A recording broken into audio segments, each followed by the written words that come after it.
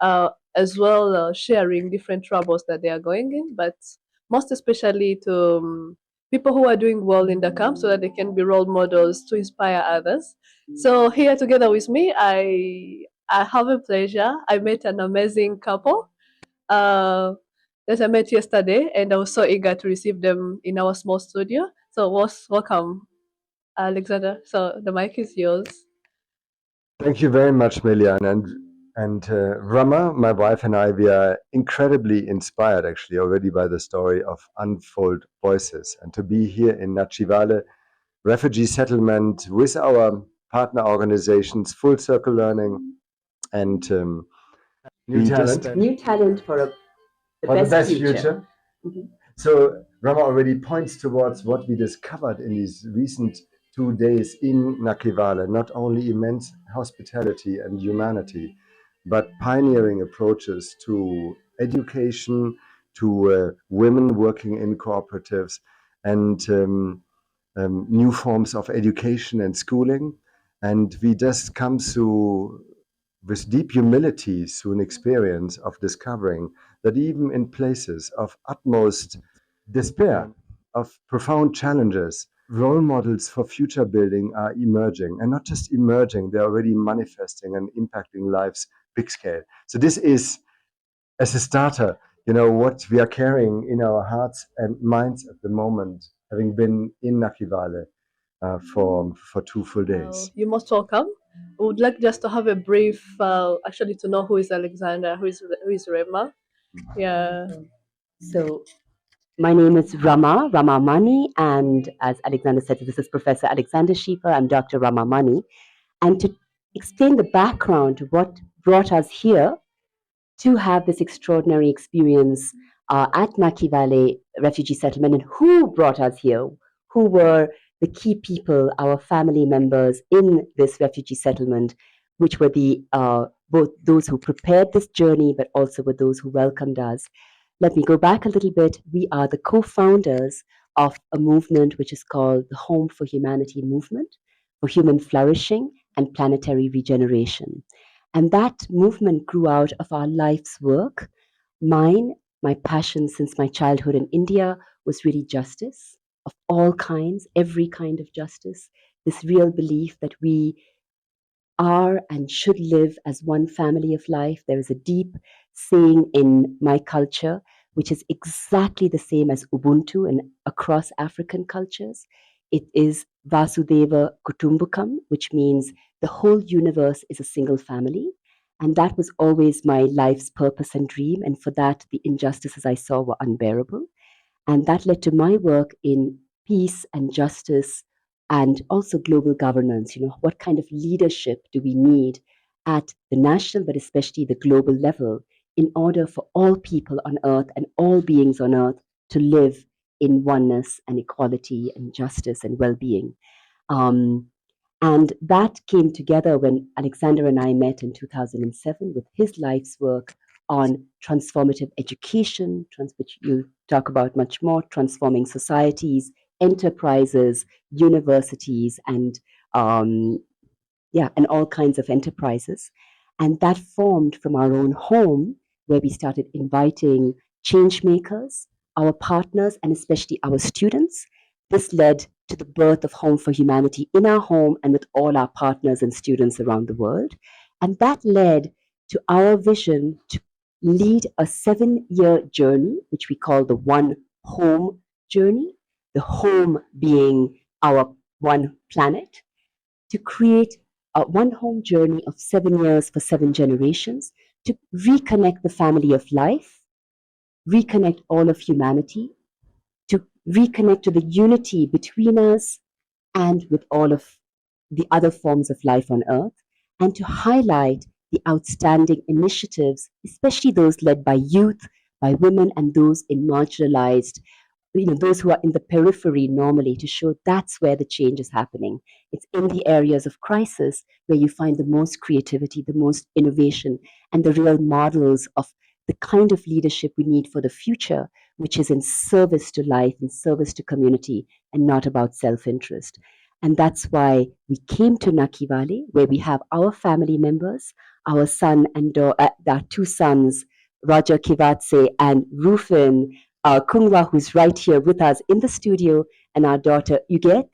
And they were the ones who prepared this journey. And we had also had the great honor of meeting an outstanding leader and mentor in this community who has really been inspiring others despite his own young age and difficulties, which is Ishara, who is right here in the studio, and thanks to whom we met you. That's what brought us here, and that's what brought us to what we know is going to be a highlight, not just for this first year of the journey, not just for the first season of the journey, which obviously began in Africa, but really, really for the 7 years. That in such an early point, coming to Nachivale, being received by our family members who we meet for the first time in real life, and seeing the extraordinary examples of leadership, of true, the kind of leadership we need to create a world of well being, has just melted our hearts so much. It's so really inspiring and touching. So you meet, how did you choose Nakivale, like our refugee camp? I don't know if it, yeah. Well, to some degree, of course, it's destiny, you know, where we are going. But it was certainly from the very outset this one home journey, which brings us to each and every country on earth. And given that home is our central metaphor, how do we build home? Means how do we build places that serve the community? How do we build societies actually that are regenerative and inclusive? And as we are traveling, beginning in Africa, home to home, we explore in preparation what are the inspiring role models that can help us to point towards how do we live in future in a form of inclusion, in a regenerative way, in a peaceful way. And that led us actually relatively soon to discover Nakivale. Our team member, Rufin Kungwa, who is also a member of the Youth for Youth Global Initiative, which is a partner organization of Home for Humanity, shared a bit what is happening here in Nakivale. And we knew that it is actually in people who suffered displacement, who fled their countries. That is perhaps the most fertile ground to see where new ways of dealing with the future are invented. That brought us to Nakivale, and we made an early commitment, Melian, that we say, we don't just go to the center of power in countries, to the capitals. We are looking for those places of citizens in the margins, in the fringes, who build the future against all odds. That's brought us here. Well, and maybe I can add a word to say, so about maybe over a year and a half ago, we met this youth-led organization called Youth for Youth. And we were so touched because we felt these are really the leaders of the future, because their way of leadership is so much love, so much care and respect for each other, but also so much joy, creativity. And very quickly, within the first meeting with them, there was this shining face, extraordinary, this humanity shining through, and that was Rufin. And the connection happened almost instantaneously with Rufin. And through Rufin, then we got to know a little bit the wider community. So through with Rufin, we first met Roger. Very early, we met Ishara. And we felt, wow, this is some place we have to come to. So even before we even thought of coming to Uganda, even though I lived here and worked here 22 years ago, but the real thing was we are coming to the Nakivale refugee settlement, and we had planned, and we would have gone to the Democratic Republic of Congo, where so many people from here, including Rufin, Roger, and our third daughter and team member, Uget, are from, including yourselves. We would have been there except for the Marburg virus, which changed our plans because we have an outstanding partner organization, a sister and brother who are doing amazing work there with the women. So that was all arranged, and it would have been very beautiful to make that connection between DRC and what people who are suffering the worst of conflict are courageously doing there, and here to see what people who didn't have the ability to stay in the Congo, had to flee, had to come here for their lives, what outstanding things they're doing here, which are not just for the community, but really, really it's a new future, the kind of future we want to live, except we don't want to live them in the conditions that cause them, which is conditions of war and unfair, unjust, um, displacement, forced displacement from your homes and living in conditions which no human being should have to live. I have to say, I can't help saying, I feel ashamed when I see that there are international organizations who are here, who have beautiful compounds, and right outside them, there is still no clean water. People have to drink plastic bottled water, where how can any person here afford a bottle of water, which they can't not drink because the water is undrinkable? And that the international organizations, many of which I've collaborated with and worked on all my life, haven't thought that the first thing they need to do is ensure that at the very least, if they choose to come here, that would be their responsibility. So really seeing that what you all have done, all youth led. I mean, I think maybe Ishara, you are the oldest person we've met here and you're barely 30. I mean, imagine since the age of 19 when you came here, you've just been shining, doing extraordinary things, learning English in a year and already beginning to teach. And then the people you teach become leaders and on and on and on. We have met people who so young, extraordinary organizations which have already done things for the last 5, 10 years, but they're 25, 26, 28. We're like, where is this in the rest of the world? Where is this? This has to be the future. And as our co chair, who was the former Undersecretary General of the UN and the head of peace missions next door in Burundi, in Chad, many other places, he has seen that it's not from the UN, but the kind of leadership we need is this, the selfless, loving, giving for others leadership, always putting others first and seeing ourselves as Ubuntu, as one family of life. So we are blown away, but that's really what brought us here and their loving preparation of this journey. We just said to them a few minutes ago, we loved them so much before they came to meet us at the border because of how we've grown as a family together. But seeing them, seeing how they live and work and lead, has just expanded our hearts so much. And we love them, we love you, we love the people of Nakivale so much with such respect. We are so blessed to have you, and we are actually favored just have you because this is I would say it's one of the oldest camp, and people are doing great. Like roofing, people are doing great here, but it's remain unheard. Many people it's remain just actually unseen. But having people to share about the success, to share about their stories, I think it will be empowering just in the camp. Yeah, we are so glad to host you here at Sanford Voices. You're most welcome in Nakivale Refugee Camp. And one of the questions I'm having is that when I look at your experience, exploration that you've done so far, and how you found Nakivale, and how you met people here doing, I would love to ask what is that key message that you like to give to the young people who are marginalized, who are living in communities where they don't have access to education, where there is unemployment, where they don't have access to quality education. What is that message that you can give to these people who are living in despair, who are living in hopelessness? What is that message that you love to give to the youth of Nachi Valley? There is so much to say to this beautiful question that you're asking. The first thing is that what we often notice, and when I walk through Nakivale refugee camp, often the kids come or they say, "Hey, Musungu," and there's sometimes a sense of as if the answers come from the old world, from Europe or from America, from the white man.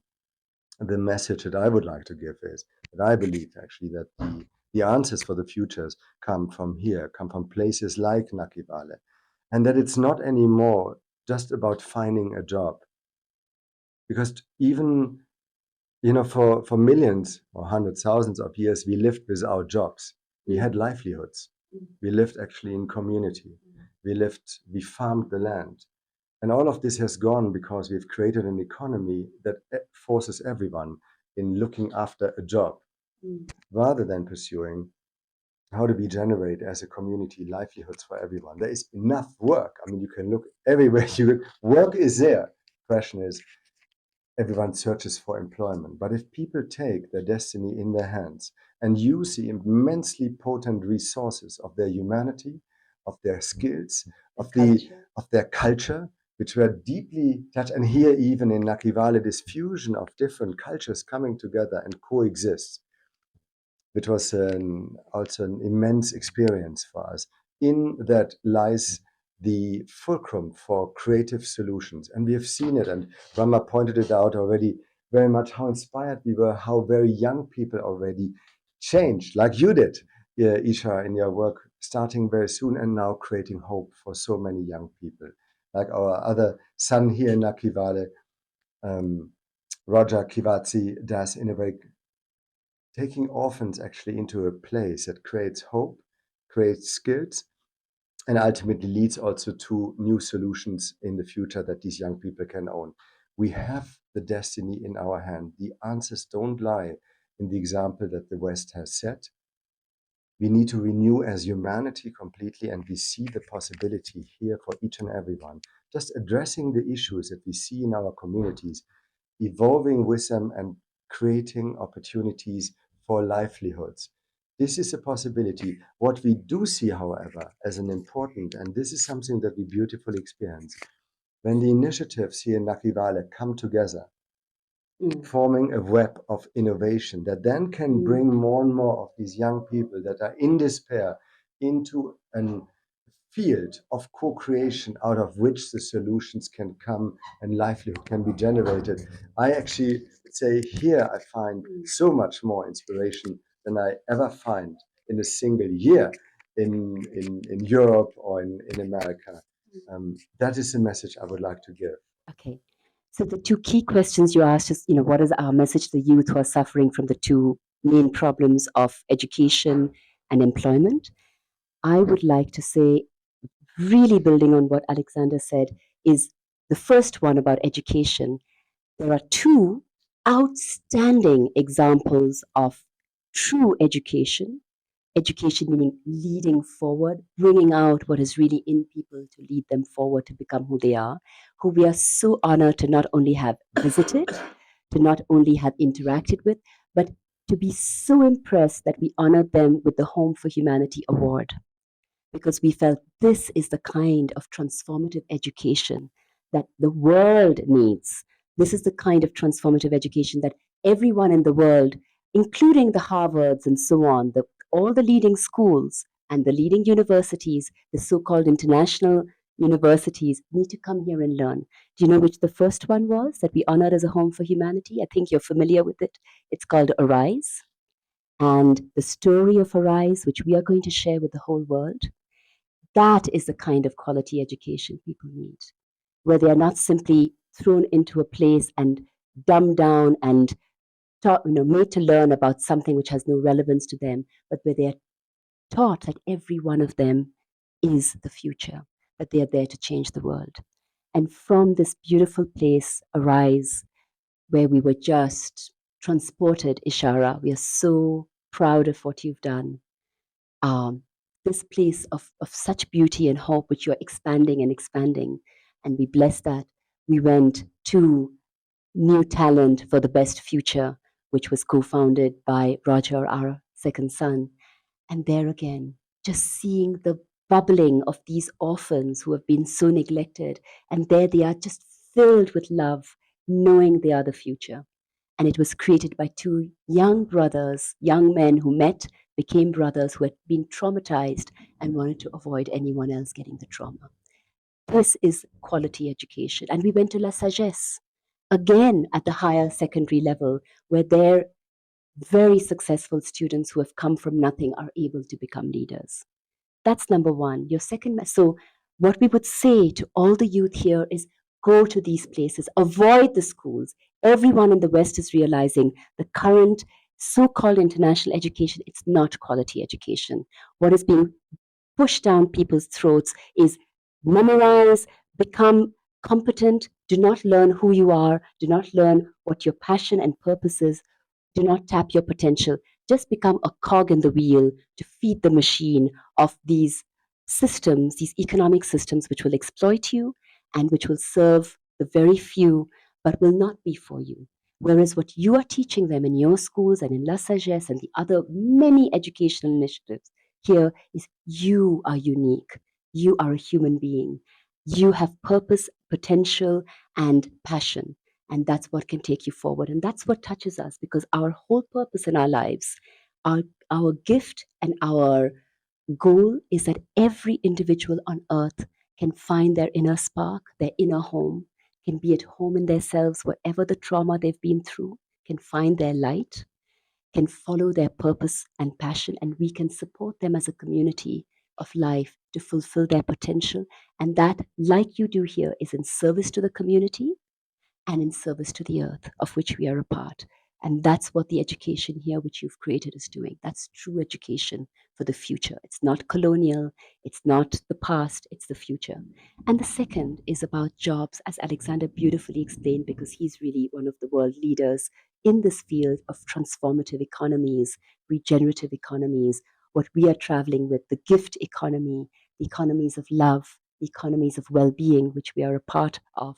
And so the second one about employment, really to underline what Alexander said, that what we have seen is it's the initiatives here that are creating purpose-based livelihoods for people, whether it's the women's initiative, just remind me, the Misericordia and November. Those are just two examples of many, many. And I would say what the two of you are doing, which is giving training in and supporting people to become social entrepreneurs. Because as I was saying, our passion in life and what the One Home journey is about is really supporting especially women and youth who have been marginalized, who have been deprived of the chances they should have got, to say, this is an opportunity. You've escaped the mainstream where you would have been pushed into an education which is competitive, which doesn't ask you to find your purpose and potential, and all you would have looked up for is a job which has no meaning. People in the West are committing suicide. You've escaped the mainstream system, which pushes you into meaningless jobs. And I was just saying, people are committing suicide in mass numbers. Their depression is rising because they're forced from a meaningless education into meaningless jobs, which demean them, where there's no respect, no love.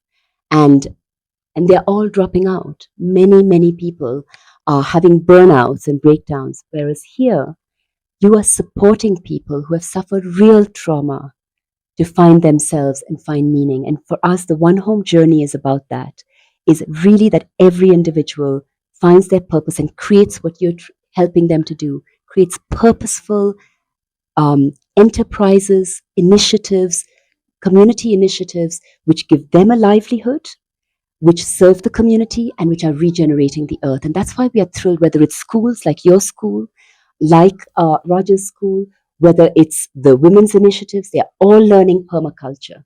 They're all learning to feed themselves, not with the chemical toxic food that's being pushed out on us out there, but with healthy food. And one of the highlights here, which brought us together, was this beautiful idea we had that our final meal together, celebrating the community of change makers, we did not want to go to a restaurant. At our home, every event is in our home and we cook. Alexander bakes the best German bread you could imagine. I make Indian food, so we have an Indo-German food. Everyone brings a bite and we have shared abundance, and that's a gift economy of sharing. And everywhere we go, it's in a home. So we were in the home of Rufin, which has been also the home for humanity, not office, I would say, the playground, the innovation laboratory where we've always had our meetings, where we met you, Ishara. And it was the mamas, Rufin's mother, Yuget's mother, and the women of Misericordia who cooked for us with the food of the earth, the mushrooms that they had cultivated. That's the kind of new economy of well-being for all, of love, of gifting that we want to see. And this is where it can happen. And we are so happy because this is so resonant with the purpose of the One Home journey. We see it here, and our invitation and our message to youth would be, please join us on this journey. Every one of you who has met us, who will see this show, Join us so that you can share your brilliance, your light, your purpose, your initiatives with the rest of the world, and you can co-create with others in every country we go to. And maybe, that the new circle learning, the full circle learning office, which will be our home for humanity base, and the one home journeys base here could be a place where the community comes together regularly to join us each time we are in a different country, so that the young people can learn from each other and inspire each other, co-create together, the women, the community members. So join us. You are our family. We love you so much. And yes, we invite you to share your brilliance with us and for us to learn from and inspire you. Yeah, thank you so much. I strongly believe that this is so inspiring. Yeah, thank you so much. I strongly believe that everyone who is going to hear from you is going to be inspired. Thank you for answering our questions. Maybe my last one. Seeing that many voices of these young people are not heard, and their work cannot seen as well out there. What would you tell those big agencies, those people having enough resources, but who are not willing to collaborate or to support directly these initiatives that refugees are doing? What would you tell them?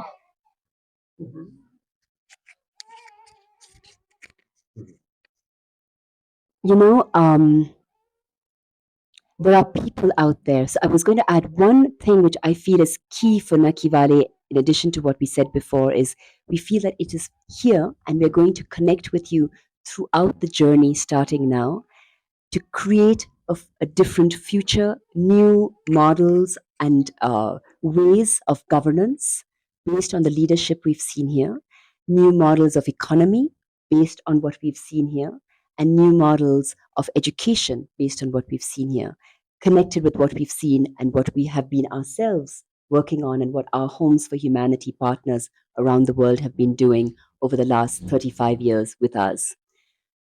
But we feel that Nakivale has a real key to lift us to a new level because there's so many youth initiatives which are so inspiring to show that we can do it in a different way in the future. To answer your current, so that is something we're going to look to, you helping us design from the mess that the world created and shoved you into, the mess they created and forced you to live, 170,000 people living in this way for no fault of theirs, deprived of all the so called human rights, deprived of the sustainable development goals that are promised, right? So, starting from here, seeing how you're transforming education, governance, and economy to show that to the world and to show the big agencies, those who are currently making the decisions, but I can assure you, not for much longer, that we are not following you anymore. We're not interested in your resources because your resources carry the baggage of the exploitation that led to them. Your political power is coming from the exploitation, the violence that created those systems. We don't want them. We want the future that these youth are creating.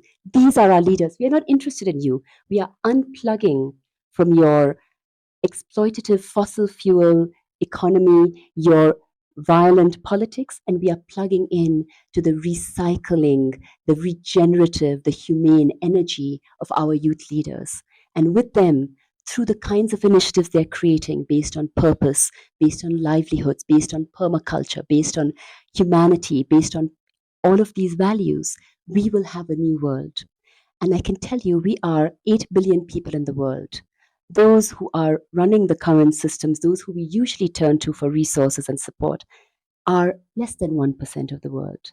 And they have, yes, a disproportionate amount of the old resources.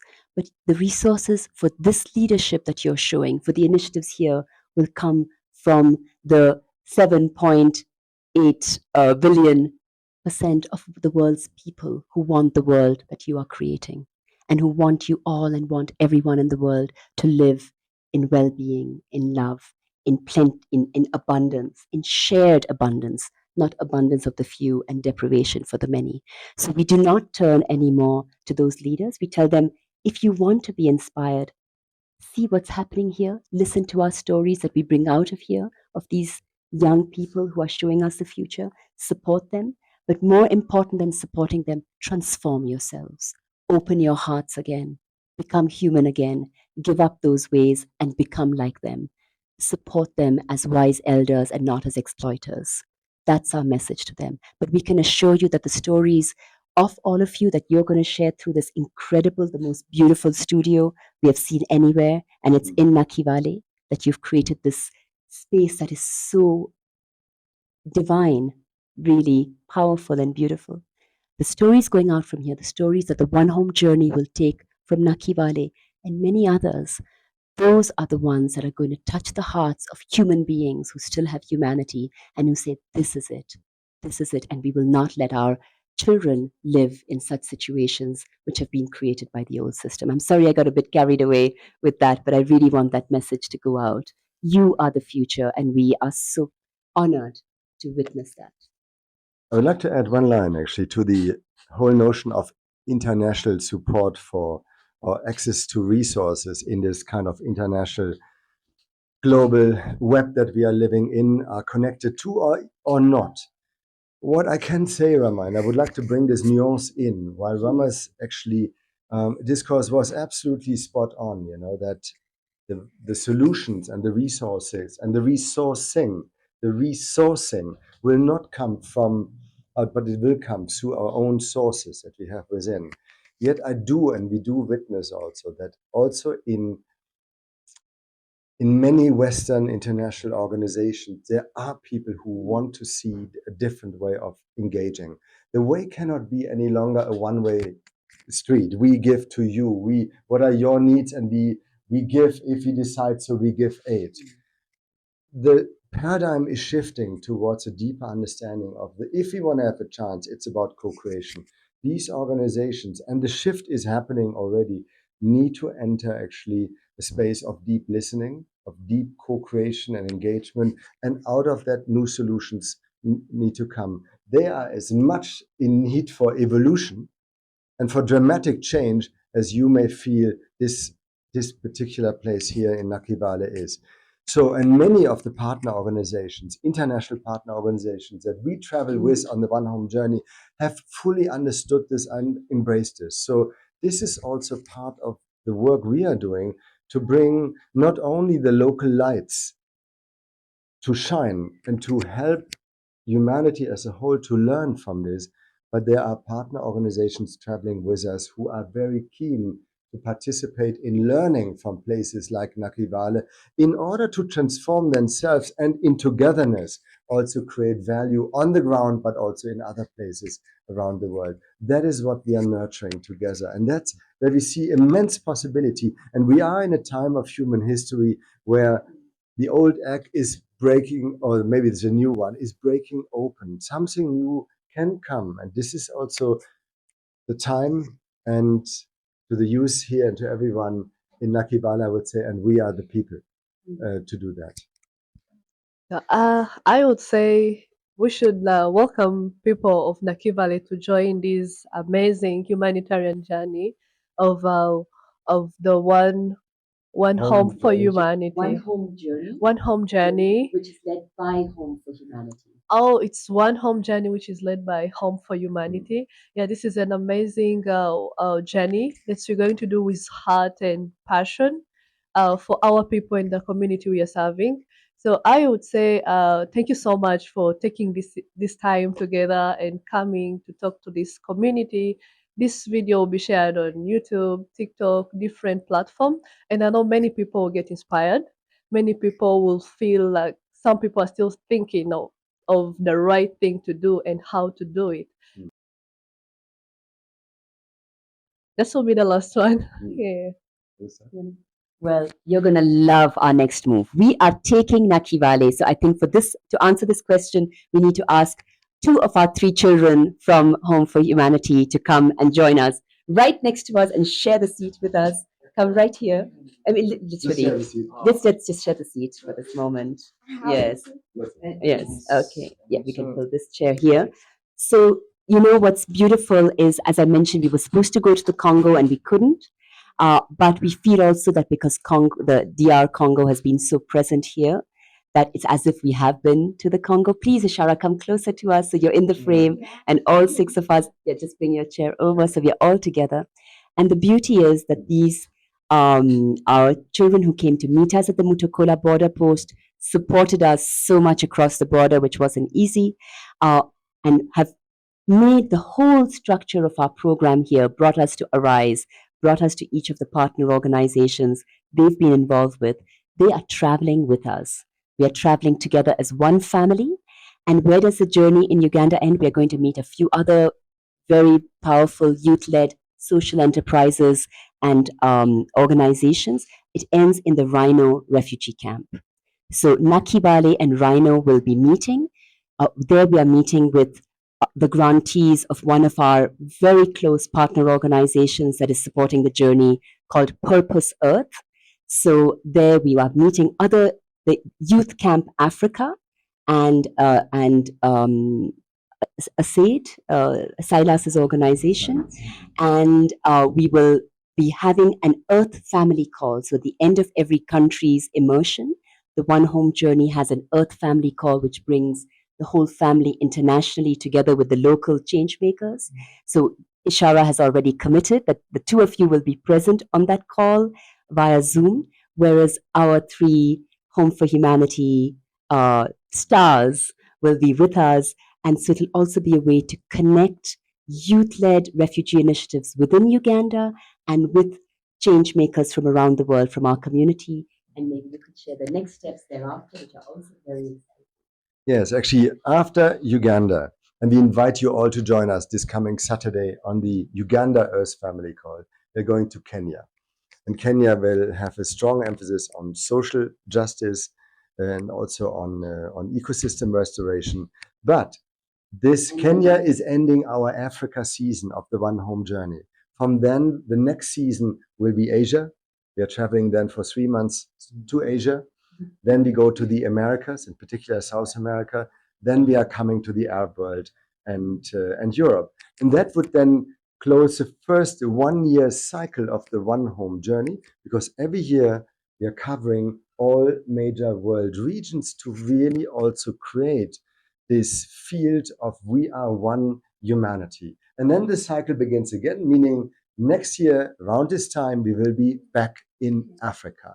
And next year around this time we might be in Congo, because I know here are many people from Congo who might be listening here who are in Nakivale Refugee Camp, and many as our dear friends, team members and partners are from Congo. So next year it's Congo, and then and West Africa, and the cycle begins again. So it's a journey of 7 years for 7 generations, cycling around the earth, connecting and bringing humanity into one coherent, consistent field, a journey that began here, and we promise we'll come back one day. That journey will also come back to Nakivale. Nakivale will travel